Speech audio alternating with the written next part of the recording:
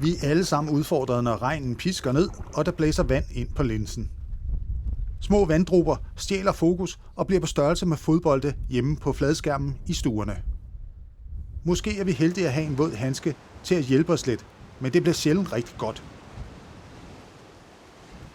Det er ferskvand, bare olie, det er ikke saltvand. Men hvis du blænder op, vil det lavt blændetal hjælpe på sigtbarheden. Så illustrerer vi lige lidt regnvejr.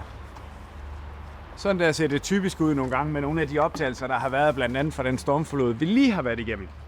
Og det her, det er på blænde 6-7. Det er jo selvfølgelig ikke så tydeligt, og det er inde i nærbilledet, man kan stadig fornemme, at der er nogle store plamager rundt. Men samme vand på linsen, så blænder vi bare helt op her i stedet for. Og når vi zoomer ind, så er de faktisk væk. Jeg kan slet ikke rigtig fornemme dem længere. Kun ligesom hvor lidt tåge måske. Og herude er det jo også, man kan leve med det. Modsat her. Ikke? Så det er jo forskellen på, hvordan man ligger rent blændemæssigt. Se blænde 4. Stadigvæk meget tydeligt. Og blænde fuld hold. Bare zoomer en lille bitte smule ind.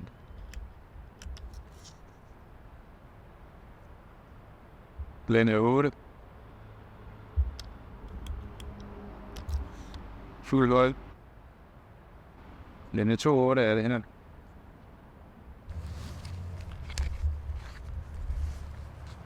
Sådan, det er typisk, som man tør ikke.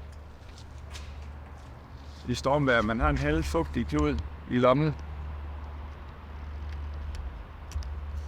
Og igen kan man bare se, det blev sgu ikke meget bedre på blænde 11.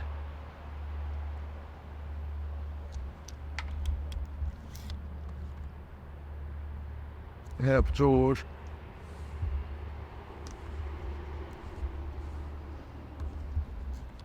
Fuldt hold.